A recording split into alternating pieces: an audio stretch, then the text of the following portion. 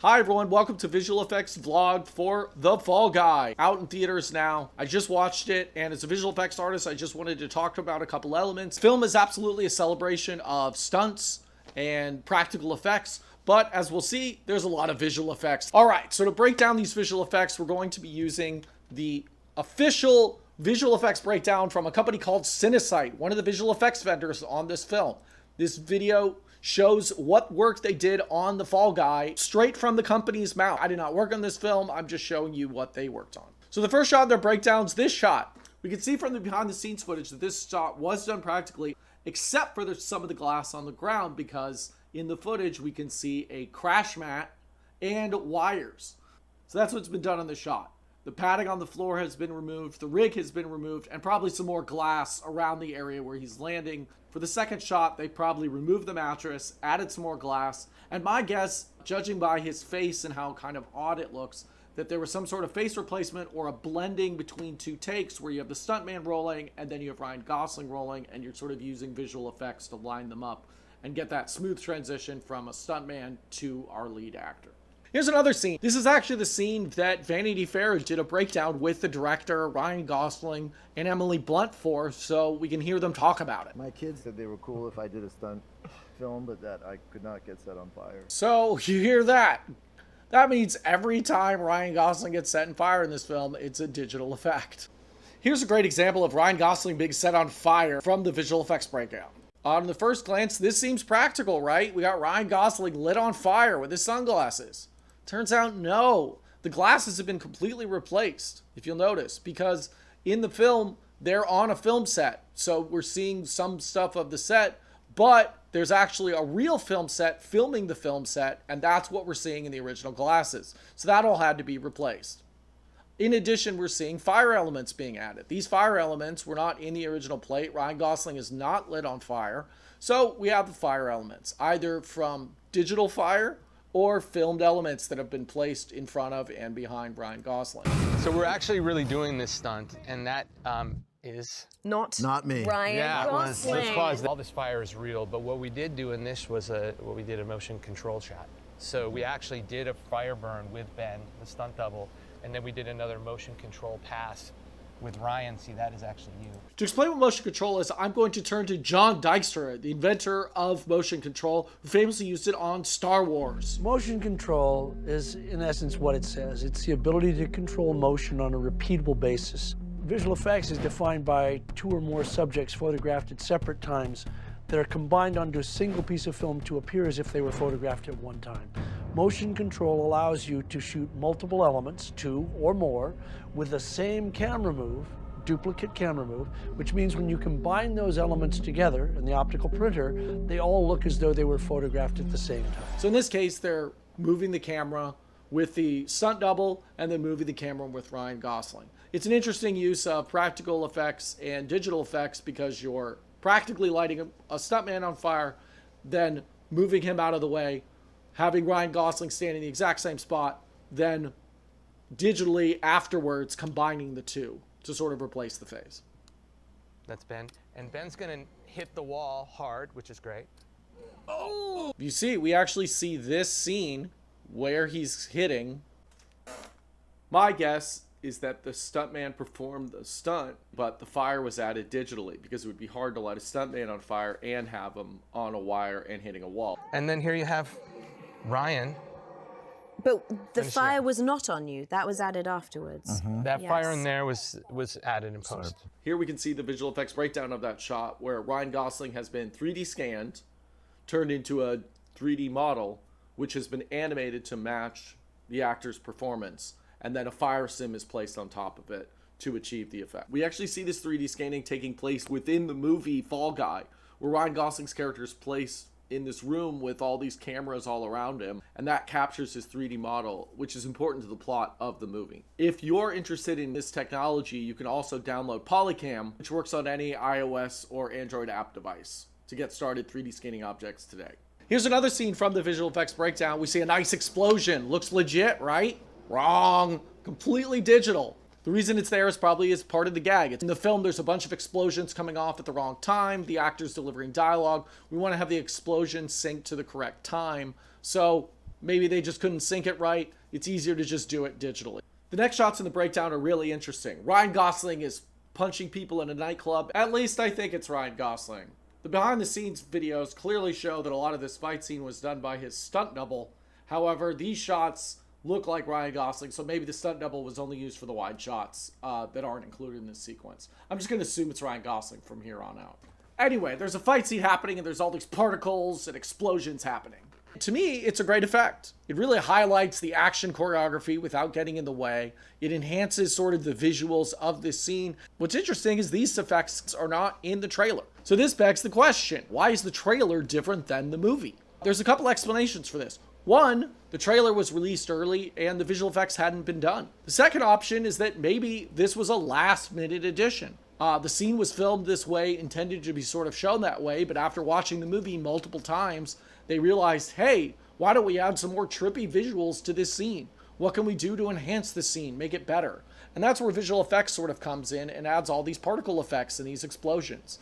And I think it was a great choice, but it's really interesting to see sort of the difference between a trailer and a finished film. Here's another quick shot you probably didn't notice. Here we see that we have this balcony that's being jumped on. It's a practical stunt being done, but this balcony has been completely replaced. Here's another shot featuring some parkour. We know from the behind the scenes material that all this was Ryan Gosling's stunt double. Anything parkour like, that's Ben Jenkins. So my guess is that this shot is face replacement, maybe blending between two takes, and possibly some background replacement as well. Here's another scene. Ryan Gosling's in a house. We have this explosion happening from a shotgun destroying the column. However, if you're in a film location, you probably don't want to shoot shotgun holes in a set or in someone's house. Here's another scene. Great example of a good use of visual effects. We have a dog running that's supposed to be being shot at. However, it's really, you don't want to endanger animals by shooting guns or having practical squibs going off. It's really frowned upon. So instead, all this is done digitally. These explosion, these dirt hits, pretty basic effects, but they're quite effective. And here's the next shot. We know from the behind the scenes footage that this stunt was shot practically. However, you can see the wires. So this visual effects shot is a rig removal. Here's another one. We sort of see these feather particles floating in the air. In actuality, feathers aren't going to stay in the air that long, but it's an artistic license. Here's an interesting scene. It's really unclear what's been changed. Maybe the sword wasn't practical. Maybe the sword was only cut in half and had to be digitally extended. You can sort of see the motion blur looks a little weird here. It's possible that it was only a half sword. Maybe the sword was rubber and it was being flimsy and shaking. So visual effects can clean things up and sort of make sure that everything looks like a real sword, just like it's supposed to. Again, we get these quick shots. I have no idea what's been changed here. Here's another quick shot. At first glance, I thought it was rig removal, but my guess, it's sparks and smoke. The next couple shots are part of this boat scene. There's very little behind the scenes released, so it's really hard to tell what's going on. It seems very minor, maybe some additional explosions, sparks, maybe some matte paintings. I'm not really sure, so I don't want to speculate on these scenes. This scene is really cool. What looks like an exciting chase scene between a bunch of boats. Seems like it was filmed on like a drone. Shot looks great, it's dark. We've already seen all these boats flying through the air. We assume they're practical, but it turns out you would be completely wrong. In this case, we can see this entire shot is completely digital. The boats, the water, all the background, completely digital. Here's a close-up of the flaming boat. My guess is the fire's been added. I don't think you can drive a speedboat while it's on fire. And in the next shot, we see the boat flying through the air, hitting a barge and exploding. In actuality, you don't want to blow up a speedboat. So what's been done is that the barge has been blown up with a practical explosion. The boat is CGI. Since you already have the 3D model of the boat you've been using, and it's a nice wide shot, so it's easy to get away with. And the practical explosion has actually been augmented with digital effects, so it's bigger and more exciting. Here's another example. We have this sort of flaming barge. But in actuality, can't light that much fire. There's a little bit of practical fire over here we can see, but the rest of the fire has been added digitally. There's a nice fire sim going on. This is another scene that makes a lot of sense to do digitally. The scene has been filmed safely. So Ryan Gosling just spits into camera and the fire is added later by Cinesite. It's a beautiful fire sim being added. It's probably too close to do a real fire burn. Maybe they were tired of doing it. So an actor was just acted out being on fire, and it was all added in post. This is a scene from the big finale. It looks like a giant epic war scene. And in actuality, a bunch of this, as we can see, is practical. A lot of these explosions are real. A lot of these actors are real. But what's been changed is clearly the foreground has been changed. And these plants look pretty duplicated to me. These look like some clone stamped plants to me.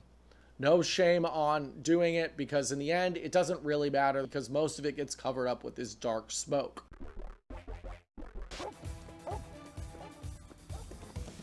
There's Jean-Claude, amazing stunt dog, right? Stunt performer in his own right. I'm really glad the stunt dog community is finally getting the recognition it deserves, but I really wish the directors had pointed out that this shot was shot on a blue screen and the background is completely digital.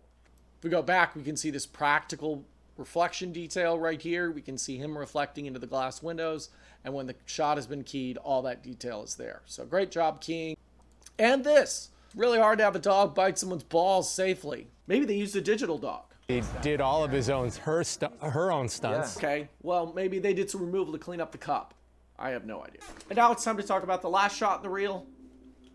A lot of this scene was shot practically. I got dragged across the Sydney Harbor Bridge. But my guess is that a lot of reg removal happened and probably some additional sparks. And that's it. That's all for the visual effects breakdown. Keep in mind, Cinesite is only one of the vendors on this film, but they were the one that has released a breakdown. So that's why we're using their video. It's a great example of how Cinesite continues to be a leading studio, and I really appreciate them releasing this excellent breakdown. The last thing I want to talk about with this film, one of the reasons that really made me want to react to this is this character.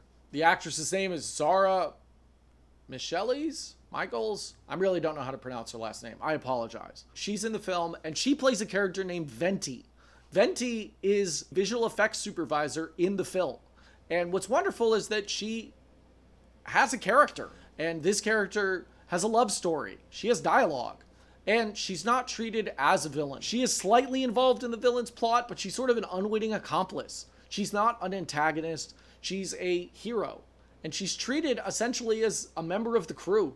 Just like the sound guy, just like the AD, just like the stunts, just like everyone else in the movie. And I really appreciated that. So I wanted to give props to this movie for really including a individual from the visual effects team. It would have been so easy for this movie about practical effects and stunts to make the visual effects artist the villain. And I really appreciate that this film didn't do that. So that's it for this episode of Visual Effects Vlog for The Fall Guy. What'd you think about the movie? What'd you think about these effects? If you've seen the movie, go watch it in theaters. It's a lot of fun. I highly recommend it. It's a great time at the theaters. You'll laugh. You'll watch explosions. There's a nice romance. It's a really fun movie with some great stunts and some great visual effects. Let me know what you think about the video. Let me know what other movies you want me to react to. Let me know what other movies you want me to talk about. I'm going to be doing lots of videos on this channel talking about movies I've worked on, other movies in theaters, other visual effects topics, because I think more people in the visual effects industry need to talk about what's going on. So let me know, like and subscribe so you can watch more, and have a great day.